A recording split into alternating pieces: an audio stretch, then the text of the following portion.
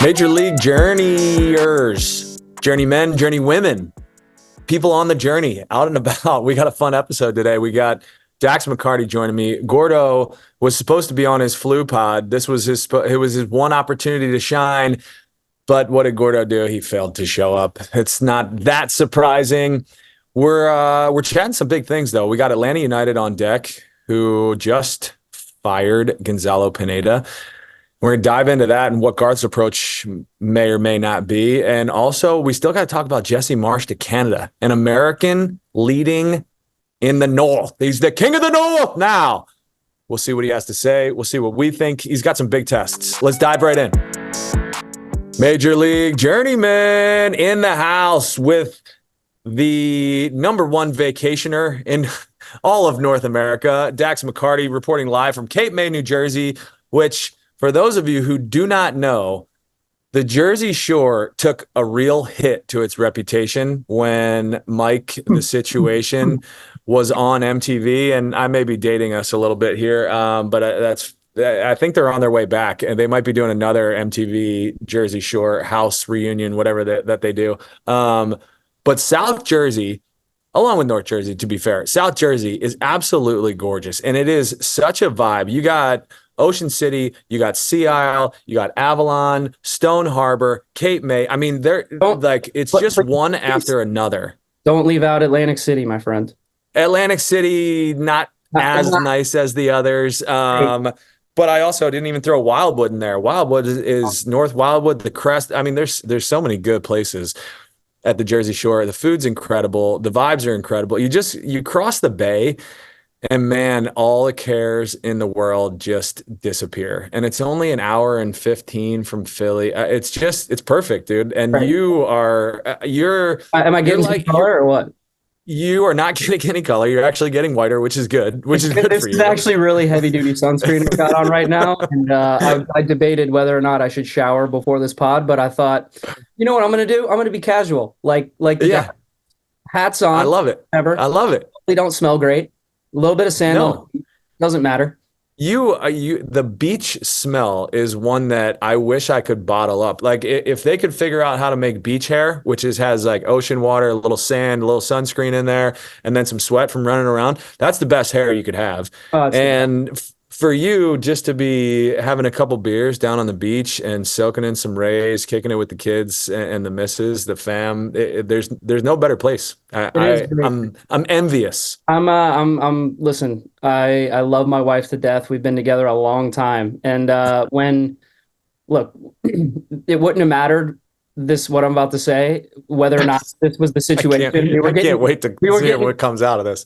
We were getting married regardless. But I tell you what, to find out she had a family house at Cape May on the shore, that was a little one where you say, yes, win. That's a win. Jackpot. Yeah, you'll take that. And I tell you what, I just adore her family, and they're amazing. And we're at that stage of life where all the siblings are just popping out kids left and right. I think we went from our first Cal, he's the oldest, and now we've got in both sides of the family. I think we're rocking with like at least eight, nine maybe. And so shout out to my wife's mom, Nancy. She redid the house, made it a little bit bigger so we could fit all the kids. And I'm actually in the upstairs office / kids room right now. I got a pack and play right next to me. Guys sleeping. We got a little futon over here. So this is where we're reporting live from. And like you said, man, this is great.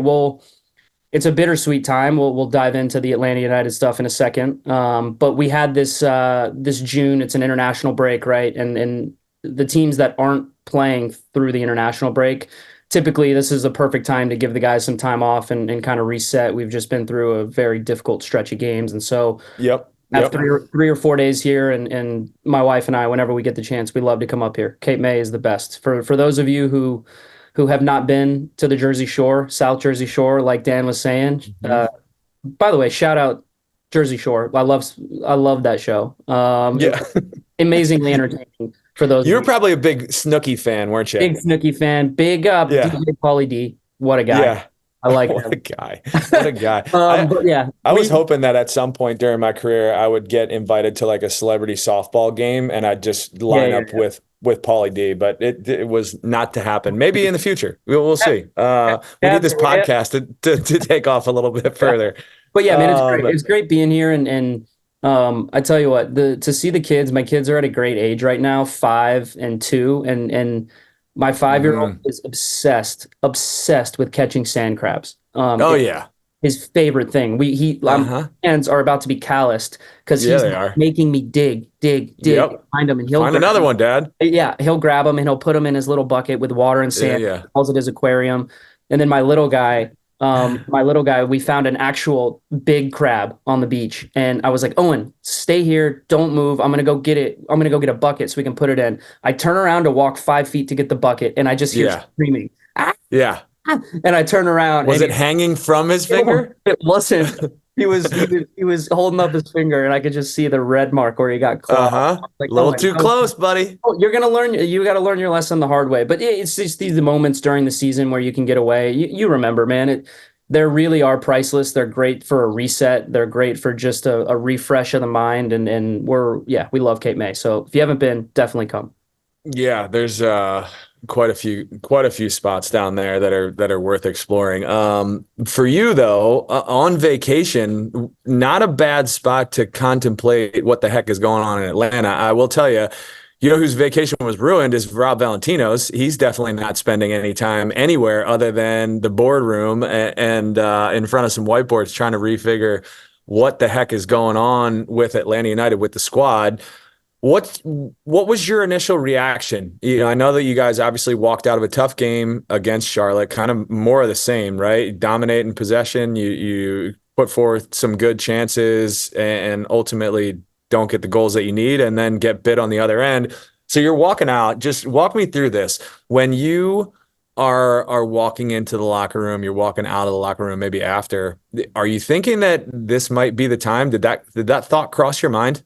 No, it didn't. It didn't. Okay. I got to say, my first thought after I got the news that Gonzalo was let go, my first thought was sadness, and because Hmm. as much as people, when teams struggle, as much as people want to pass blame and want to find blame, usually in these situations, the coach is the one that bears the brunt of it. But I've never felt like it's one person. I've felt like I was talking to you about this before we started the pod, but I've always felt like everyone in the organization has to bear and feel some responsibility when something like this Absolutely. happens. It's not Yep. just one person. And so Right. the head coach is typically the person who has to bear the most difficult ramifications of teams that are He's the struggling. fall guy, always.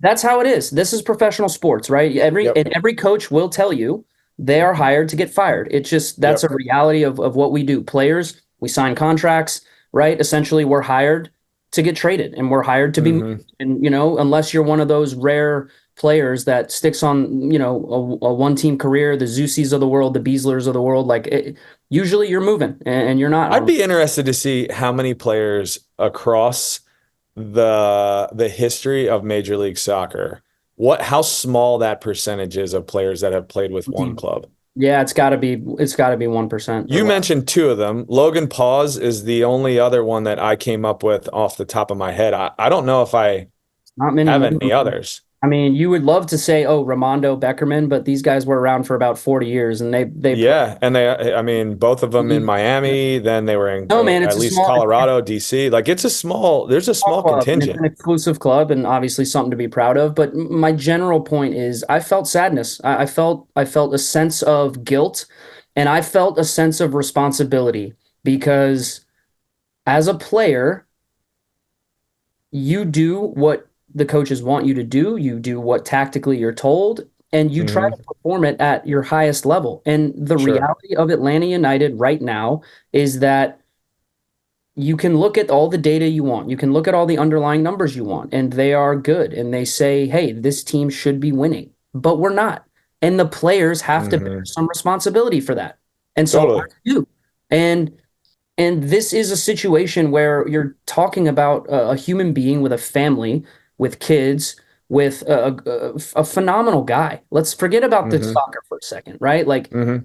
he brought me in, to try to provide some leadership to this team and to try to provide some on-field direction and to try to be a conduit for him in between and just to provide right the what little bit of quality I have left, if I can. Mm-hmm. And listen, dude, he knows this. We had really great open conversations, and I haven't played as much as I thought I would play, right? And as a coach, you have to make decisions that you think are the best for the team. And as I've gotten older, I've always realized that the coaches that they're going to make the decisions that they think will get them wins, They have to, for better or worse. It's not personal. Most of the time, you have every situation. There are situations every now and then where a coach and a player butt heads and it gets personal and it's ugly. But most of the time, it's not personal. And so I accept that, and I accept, hey, I'm not an every week starter like I used to be. And that's hard. That's hard for an older player to accept. You went through probably the same emotions. And so hard for any player to accept. It's so hard. I think. And I have felt like there have been games where I could have been on the field and I could have helped us. And there have been games where I've played where I was like, you know what? I was shit and I didn't help us win. And that sucks. And so go through these emotions, man. Like I didn't do enough as a player to try to make us successful as a team when I'm giving everything I have, of course, but quality wasn't good one day. Maybe, right? In all the excuses you want to go through, we have had injuries to some of our best players, right? We have had some of our best players and most productive players go through dips in form. Like it happens throughout a season. And usually you can pick up the slack in other areas. But what I'll say is I don't think I've ever been on a team that's lost 5 home games in a row, which is crazy. And I can't wrap my head around where it goes wrong. I believe tactically we were set up in a good way, right? We go down, we get a huge win in Miami, and you think we're going to follow that up with a big win against Charlotte. And we had another really good start to the game. We had a good first half. I don't know if you saw the game, Dan, but we played well and we created chances. I did. Yeah. There was chances all over the place. I mean, I thought it was going to be 2-3 by the 20th minute. Could have been 2-3-0. And this is a microcosm of our season right now. The goal they score is just, it's so mind-blowing to me. And I've had this conversation before about set pieces, right? It's like Charlotte doesn't have anything in the game and they get a set piece, guy whips in a good ball and it goes just over one of our near post zone players' heads. And Derek Williams thinks it's going to be cleared. And he's about to turn to run upfield. It hits off his crotch and goes in the goal. Then a VAR review where we have no real conclusive evidence, unless there's an angle I haven't been made aware of. There's no real conclusive evidence that it crossed the line. Maybe it did. They said it did, so it is what it is. But they give a goal. How many times does that go in a team's favor where maybe it's going your way and you're like, and the ref says no goal, play on. We go into halftime 1-0 and we're feeling much better about it, right? And look, we were bad in the second half, and I don't think any coach, it doesn't matter how great you are, not many professional coaches are going to survive a team that loses 5 home games in a row. I mean, that for me is crazy. I don't understand. I can't wrap my head around it, why we haven't been able to do that. So this is all a long-winded way of saying that I think Gonzalo Pineda is a good coach. I think he's a wonderful person. I think he's got a great heart, and I think he's got a bright future ahead of him. And I'm sad because we didn't do enough as players, in my opinion, to help him and to be better for him. And I wish him nothing but the best moving forward. And I told him that. I texted him that. I texted his staff that, because they are great people. And whenever this happens, I don't of course, okay, fans that wanted to see this happen, you can be happy and celebrate, but these are people with like families and livelihoods. And yeah, okay, I understand that this is part of the job. We get it, right? But I don't no one should be doing jumping jacks and somersaults happy that someone lost their job. It's like, okay, it happened. Let's move forward and let's try to be better. But I'm really grateful to Gonzalo for bringing me in and for giving me the opportunities he did give me. And I do hope he lands on his feet. And I do think he will land on his feet somewhere else and have a really successful career. Man, he was a young coach that got afforded an incredible opportunity to go to Atlanta. I mean, that's got to be one of the top 10 jobs in North America. I don't care what club. I mean, where would you throw that job up across the world? It's got to be in the top top 25, top 30, maybe. I was going to say top 25, top 30 as far as infrastructure, as far as city, as far Everything, all the resources that they have, the willingness to spend, the support. Like you go to Atlanta and you're like, man, this is a top tier organization. This is a top tier city that supports this organization, and the fan support is overwhelming. What you're talking about, though, from from that cause, that momentary cause for reflection and introspection about what you can do, it's hard because it does become very human very quickly when you walk, and you probably haven't even had the opportunity, but when you walk back into that locker room and Rob is going to be leading the team and you realize that three? It was Gonzalo and two assistants. Yep. Three people that played a significant portion of all of the decisions that are being made on the field, all of the decisions that are being made in the locker room, all the decisions on the training field, all of it, all the voices are now gone. Even if you wanted it to happen as a player, you can't overlook the fact that it's changed and that the future is, it's unsettled. I tell you what, I was thinking, I was racking my brain because I'm so old and I've been through this, been through so many years. I was asking you, I can't remember. I think the last time I was on a team that had a mid-season coaching change was back at FC Dallas, and it might have been like 08, 09, and it was Steve Morrow. Okay. Who he took over from Colin Clark. Colin Clark was let go at the end of one of the seasons, but at the end. And every coaching change I've been through in my career, whether it be Jesse Marsch, or whether it be Mike Petke, whether it be Hans Baca, whether it be Veljko Paunovic, it all happened at the end of a season. In an off season. That new coach, whoever that comes in, he has that runway, and the player has that time to digest everything and kind of go through the process of settling everything and think about, what that means going forward and moving forward for them. So I was asking you, like, can you remember the last time you went through something like that? It's a weird feeling. And obviously we have this time off now. So we haven't had a team meeting, right? We aren't in the locker room to discuss the guys and to try to, help Rob forge a direction forward here. But it's a weird feeling, man. It is a weird feeling. I've actually been through two of them. I'm actually like nervous to go back in the locker room and see, how the mood is, because, I think Gonzalo liked, and I think people do have a respect for him. So as a leader, as an older veteran guy, right? And I had a good conversation with Rob, we're all in this together. This isn't just all on Rob Valentino's plate, right? Like, no, everyone should feel a sense of responsibility. Well, listen here, at the end of the day, like, help us go forward. Coach can't play the game. Coach helps you guys play the game, right? So it's got to be, it ultimately falls back on the players. It always falls back on the players. And if I can give you any perspective, I think what you can help do as a leader, as an elder statesman, as a vet in the locker room, is help everybody else turn the page. Because the reality is it's not just a head coaching change. It's how all 18, 22, 28 players and the staff now, how they absorb and take in information and take direction from somebody else. And that's a lot of management. It's a lot of pieces. And granted, Rob's already done it once, and he's been around that organization for a long time. So there's experience there. I think there's a comfort level there. So I think it's a pretty safe decision, if I'm being perfectly honest, from Garth. Rob is really well liked. He's really well respected.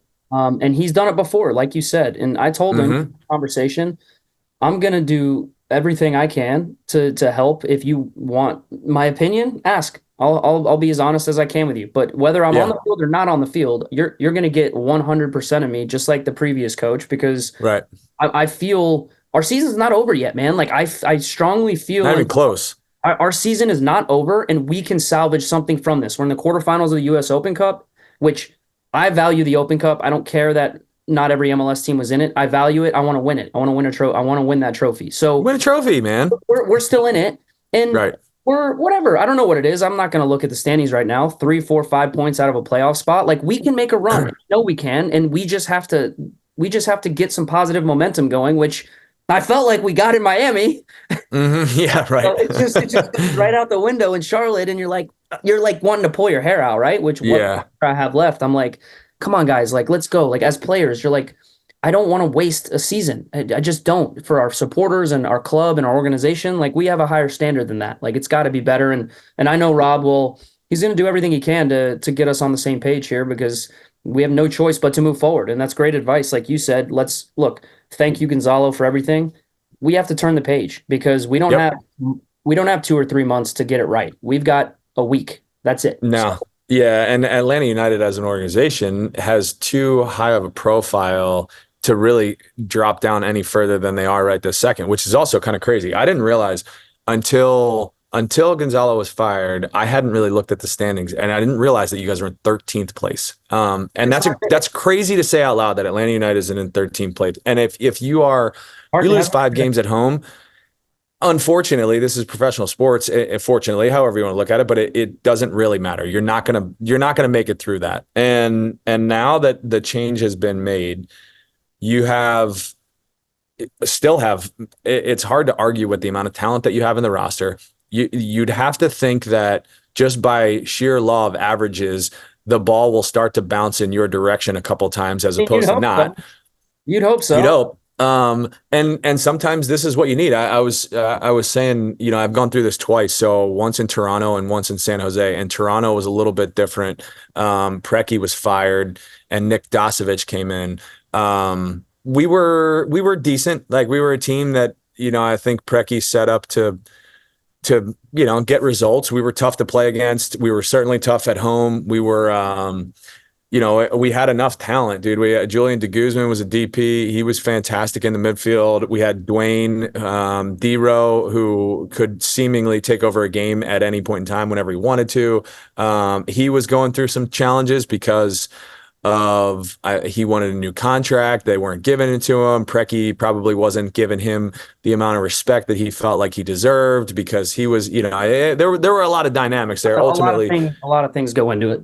It does, and ultimately, they make a change, and Preki's gone, and that's where.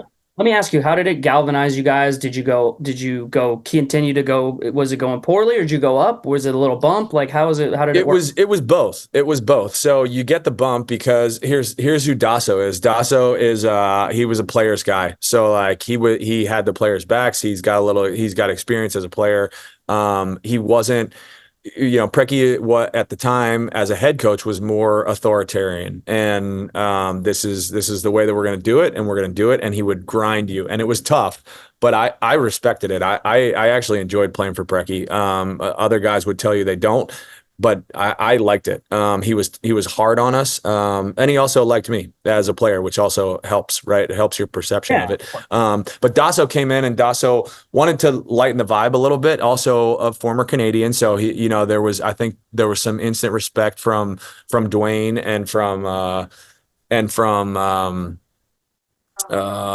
Julian de Guzman, and then we obviously had a number of Canadians. So he had that. So there was a bump, and then there was also, Dasso realized that, like, okay, I might actually be able to get the head coaching job, and then he had to switch, and he had to turn from like assistant coach vibe, assistant coach mentality, assistant coach like personality of everybody's buddy, and like, let's figure this out. And then when you got to make the hard decisions and people don't like the hard decisions, you have to say, okay, well, I'm the guy, and this is the way it's going to be. Yeah, that's the balance. So it is a delicate balance. And there was enough time in the season where you got to see both things, right? And that was interesting. He had a go at us. Was this before or after Gordo fought the trainer? This was after. Yeah, Gordo. No, was this? No, this was before. Gordo wasn't there yet. Okay. Gordo wasn't on the team. I knew he was on the team. You're good. So Dasso, we go to Houston, and we lost in Houston. Tough game. Houston was really good at the time. I think we lost 2-1. Maybe we tied. I don't know. I can't remember. It was either 1-1 or 2-1. But we had Cruz Azul on Tuesday in the Champions League in Mexico, right? Mm-hmm. So it's I think it's a Sunday night game, and we had been in this just grind of games, back whatever year this was, like 2010, 2009, somewhere in there, where you're just playing game after game, and realistically, like you have 13 guys that are playing all the minutes, right? We didn't have the depth of rosters at that time. So we go out, he tells a bunch of us, Nick tells a bunch of us that we're not going to play. So we go out on Sunday. It was an afternoon game in Houston. You can imagine, right? In, I think, July. And we go out and get blasted and have a good time, because now we needed a break. Like, there was no breaks. There wasn't an all-star break, and he had given us the day off on Tuesdays. Very clear about it, right? Like, you guys will not play. Take some rest. We didn't rest. We went out and watched football and had a couple beers, and obviously didn't recover, right? But we also made curfew. Your whoop score was in the negatives. It was definitely in the negatives. We got back by 11, except for we walked through. I think we were staying at Embassy Suites at the time. We walked straight through the lobby. Didn't see the staff. Didn't even notice that they were there. Go straight up. We go out to training the next day. There's a bunch of guys that weren't with us that ultimately got, I don't know if they got the flu or they got sick or something. So now all of us that had the day off are now in the roster or expected to perform. And just Nick loses his mind after practice, like calls us all in, tells us we're all, oh, no, you know what? We won in Houston. That's why. There it is. So he loses his mind about like how we're, so unprofessional and all this other nonsense. And it was just a complete 180 from like where he was as like the buddy personality to, okay, I'm the disciplinarian now. So you're gonna go through some of those roller coasters because they got to figure it out. But I think what's unique though for Rob is he's done it. Yeah. So maybe there will be a little bit smoother of a ride for you guys, and also your roster is a lot better than ours. So you should be able to pull it together. Hope so, man. I'm hopeful. I have no choice but to be positive and to be optimistic, because I do believe in what we have in Atlanta. I really do. I wouldn't have signed. Yeah. Hard to not believe in it. I wouldn't have signed here if I didn't believe in it. So I do believe in it, and I believe that it can get better. I mean, look, it's not gonna get any easier. We have a lot of guys going to the Euros, and we have some guys, right, going to Copa America, and we have some guys going to the Olympics. Like, listen, you don't have players that are going to all these international tournaments if they're not good. So, like, right, we're going to miss them. But look, that's why guys like me, that's why I was signed, right? Like, that's going to be a big test for me and some of the younger players we have and some of our depth. And I'm looking forward to the challenge, man, because you have no choice. You have no choice but to move forward and to try to attack it with everything you got. And either we're going to be good enough and we're going to be better, or we're not. And it's going to be and that's the thing. Yep. The quicker that you can turn the page, the better off you will be. Yeah. So it's probably good that you guys have a week off. Yeah. When do you report back? Go back. I head back tomorrow on the Thursday. Start. We'll train again on Friday, I think, and just forge forward, man. That's all we can do. Man, it's going to be an interesting time, because one of the things that we haven't talked about on this pod, but it has certainly been monitored, and I know Garth had to answer questions about it, is whether Giacomakis is going to be in the squad moving forward. You got Almada rumors that certainly that they bought him almost as a coach gets hired to get fired. They bought Almada to sell him again. So it's like if and when. Yep. It'll be interesting to see what he does with the entire setup. There's enough of a sample size, I think, for everybody that's in this kind of interim position to certainly secure jobs, which is a good thing. But there's also enough of a sample size for Garth to take a look at it and be like, okay, this is where I'm really going to put my spin and my stamp on Atlanta United as the president, as leader of the organization. Yeah, I wonder. Look, I'm a player, right? Like, I'm not going to speculate on any of that because I don't know what they're going to do, what's going to happen. All I'll say is that, the GG situation, like we're following it kind of like everybody else, right? And he's been nothing but professional. He's been training hard. He's been very supportive coming back from his injury of the guys that are playing ahead of him. I would hope, because I just see the speculation like everybody else. I would hope that there's a resolution to that soon, so we have some clarity moving forward, because he's a good player. There's no question about it. He's a great player. He's a heck of a He's player. a great goal scorer, but you kind of said it. Like, which way is Atlanta United going to go? But right, like with this situation, you know what I mean? Yeah. And, as a player, all you can do is leave those That's not your job. Yeah, those decisions are for people that, first of all, we're talking about the most successful GM in MLS history. So I've got some pretty. He's got some experience in his I've back got some pocket pretty that he can lean on. significant faith that he's going to make the right decision for our club. Right. Because look, he wants to win. Everyone in our organization wants to win. Like that's what professional sports is. So yep. I'll get back there and I'll go on the field and I'll lace him up and we'll try to get this thing going in the right direction. Hey, I'm wishing you the best. That's what because I think there for. Yeah, that's right. We're all in this together, man. I'm a former Atlanta United part of the team. Yeah. Employee, whatever you want to. I don't know what you want to call me, but yeah, I was there, and I still have a very significant fondness for that town and for the organization too. Yeah, when you were going out with Barkley late nights. Me and Chuck, hell yeah, dude! What a stud! Yeah, he's my guy. Chuck's my guy. I know. Chuck's my guy. He's turned down the pod a couple times, but he's my guy. He's still my guy. You guys are both excellent analysts. We'll just leave it. He's busy. He's busy, Dax. Leave it alone, okay? What we do need to talk about though, as a journeyman, you've had quite a few coaches in your past, as have I. But one of the more significant moves we haven't discussed on this pod yet is Jesse Marsch to Canada, an American in Canada.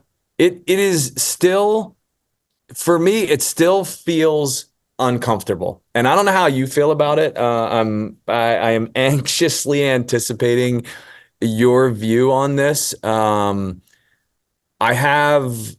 think I have some better context on ultimately how he makes the decision and takes on the opportunity, takes on the challenge.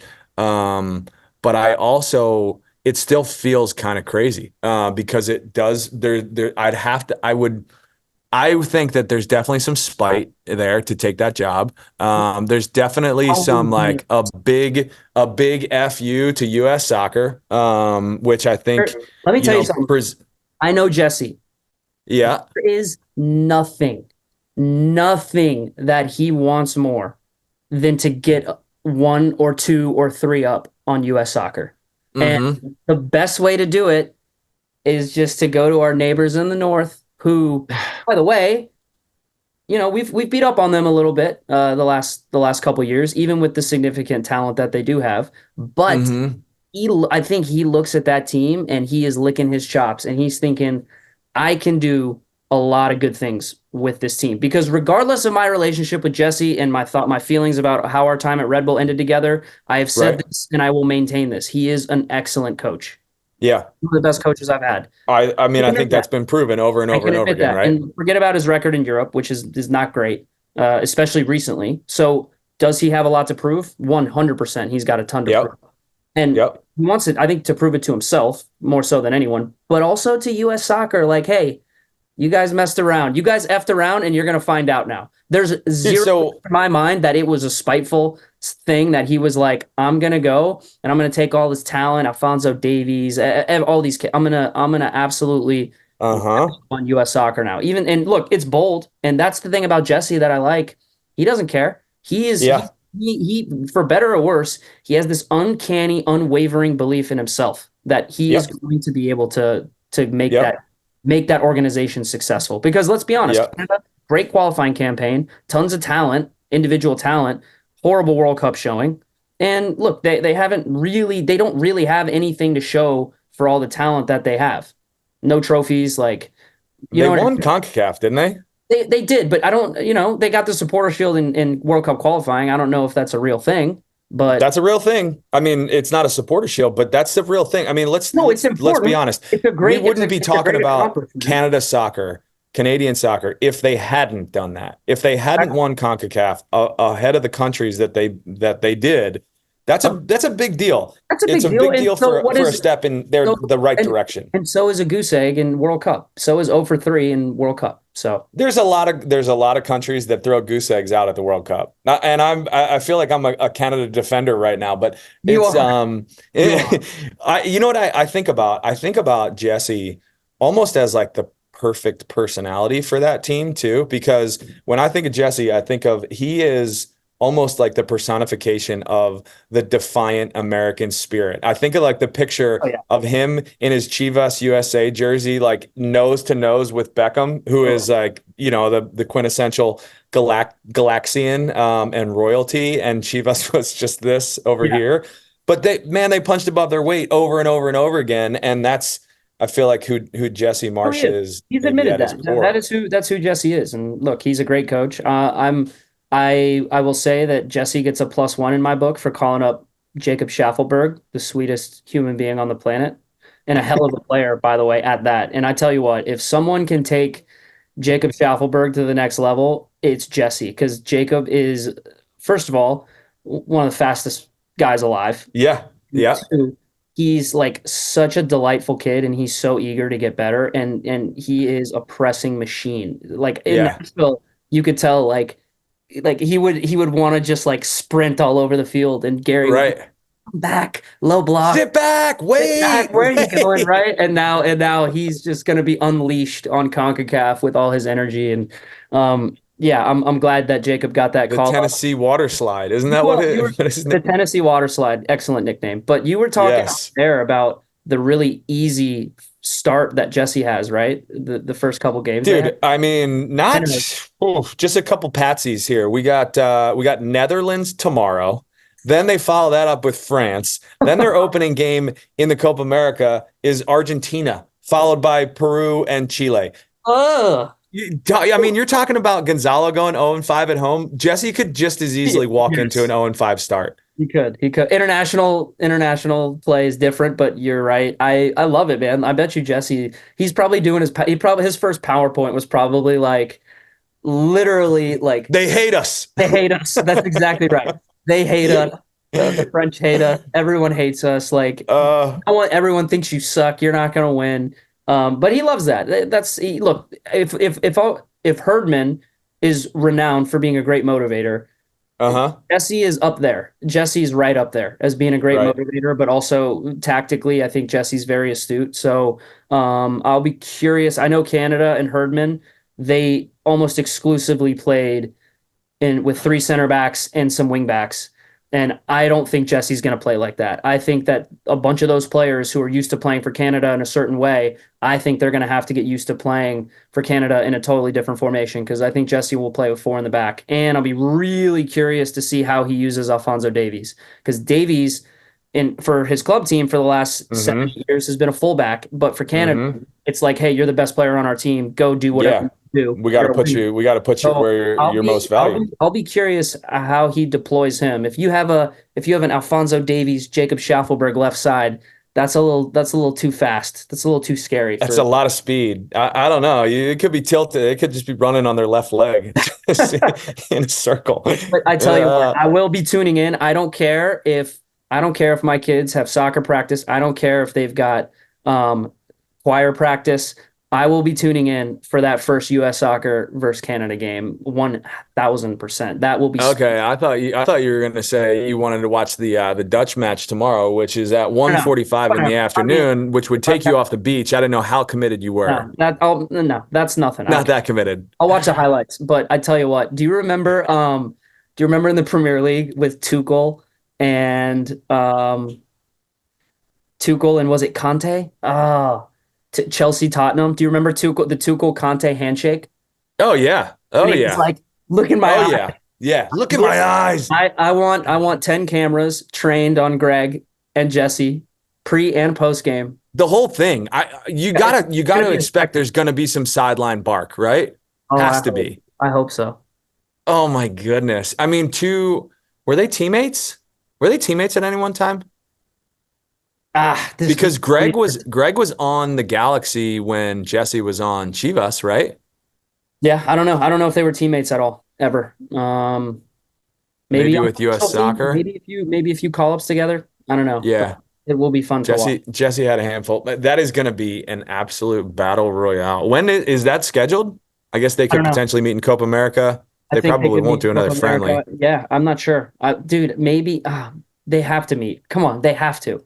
Put it They in the have to. eventually. If either federation were worth their If either salt, exactly, they would set it up. they would put it at the Bernabeu. They would put it in a 1,000 seat stadium. God, Oh that'd be man. good. I would love to see that. You know what I also learned about kind of Jesse's like path. We all thought it was so weird. Especially when, Waxman, his agent, comes out and like just rips US soccer before they ultimately announced Greg. So Jesse turned down the rumor around on the streets is Jesse turned down a big money payday from Monaco to be Monaco's head coach I didn't. because US Soccer had basically told him that the job was his. You know what? You know who could confirm or deny this?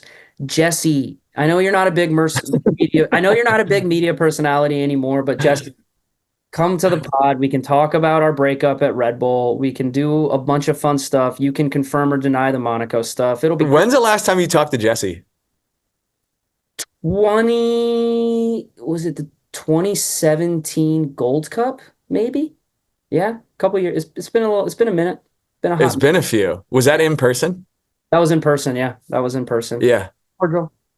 Nothing more. Oh, come on. Bygones are bygones. Yeah, that's fine. We've moved on. Okay, good. Well, then that means it's on you to reach out to Jesse in between France on Sunday and Argentina in their opening game Someone against someone will on the 20th. One of our loyal, amazing fans of the pod will clip this. One of our fellow journeymen will clip this and just DM him, and then he'll come on. And then he'll come on. Okay. Hey, I mean, before, I like it. before you wrap us, can I throw something at you real quick? Something that Of course. we hadn't planned on talking about, but it just popped into my brain when you said about when you were telling your story about you guys going out and all the players that were supposed to play against Cruz Azul got food poisoning. Yeah. We didn't talk about the only thing I've ever gotten wrong on this podcast of my soccer. Columbus Crew. Bro, I need your opinion. Was there something nefarious, quite literally and figuratively, in the water down there in Mexico before they played? Because Bezbachenko threw out an absolutely incredible word. Subterfuge. What a amazing. Wait, and I'm not laughing good at the Crew. I feel actually legitimately bad for them if they were about to play one of the biggest games in their club's history and all their players were sick. I watched the game and I believe it, dude. They did not look like the Crew. I don't know if you saw the game, but we don't have to touch on this forever. But dude, they were not good. And Pachuca was excellent. Okay, don't get me wrong. They were excellent, fully deserved winners. But like, if you're not 100% going to Mexico, you're well beyond the 8 ball already. I was so disappointed in just watching that game, thinking, did Columbus? What happened to them? Like, what was going on? And look, it would not surprise me in the least if there was some, I'd say, below the belt gamesmanship happening before the game. We need an inquiry. We need the U.S. Embassy to get involved. What's my opinion? I would say I wouldn't put it past anybody. I wouldn't put it past the hotel. I wouldn't put it past the people that work at the hotel because Mexican soccer is religion, and anything that you can home soil, dude. You cannot, and I. You don't want to see anybody sick, but at the same point in time, I got to respect it a little bit if somebody did this where they just washed the lettuce a little bit too long in some normal Mexican water. But here's my thing. This is the only thing I'll say. Columbus, you're about to play in the biggest game in your club's history. Are you not bringing down your own personal chefs and your own staff? Every team now has chefs. Every team now has that travel with them though, right? Obviously not inside the continental US, of course not. But if you're going to play in the biggest game in your club's history down in Mexico, and maybe they did, I don't know, maybe they did have chefs travel. I don't want to speculate. I'm just saying, wouldn't you think that would be? There's no way they brought their own chefs to the Champions League final, the Champions Cup final That didn't happen. There's no way that happened. However, that would have been proven. However, that might happen from here on out. I tell you what, I'd be shocked if the same situation happened with a bunch of other MLS clubs and they were in the final of a massive competition and they didn't bring their own food, chefs, whatever you want to call it. I can't imagine anybody going down to Mexico from this point forward not bringing their chefs with them. Well, no shit. Yeah, right. Which is crazy. Which is pretty wild. But like, I mean, you're talking about trying to see all the angles. That's an angle that I probably would not have predicted, that somebody in the staff may have whatever not washed the lettuce enough, or I don't know. It's tough. Well, you know who we should ask about this is Gordo, the guy who's always sick now, apparently, because he's been sick for 2 weeks straight. Gordo was on that trip. Yeah. He still hasn't recovered. That's why he's still not recovered. And by the way, to all our loyal fans and listeners, we're trying to get Gordo to TST. He was supposed to be there, but he got sick again, apparently, allegedly. His wife sent him to the doctor. Now we're going to see if he can get to North Carolina. We're going to try to get boots on the ground, couple in-person interviews. I don't know. We're going to try to get Gordo to pull some weight around here for the Journeymen because Lord knows he doesn't pull enough. Man, he just keeps losing weight. That's all he's doing these days. Literally, what's the point of having a sweet mustache and an awesome mullet if you can't just flaunt it on the Journeymen? One has to wonder. All right, Dax, we're getting you out of here, buddy. We're sending you back to the beach. Good to see you. Good to catch up. Good luck with the next couple days in your own thought process, but also when you get boots back on the ground in Atlanta. Tell Rob Valentino I said hello. He's a great dude. He's going to need some help from you guys, so hopefully he gets it. And would love to see Atlanta United climb back up the table because that's where they need to be for this league to be successful. So until next time, when's the next game for you guys? Who do you got? Two weekends from now, Houston home. Doesn't get any So you got a little break. Back to the drawing board. All right, well, put your shift in, and we'll catch up with you all in the future. Adios.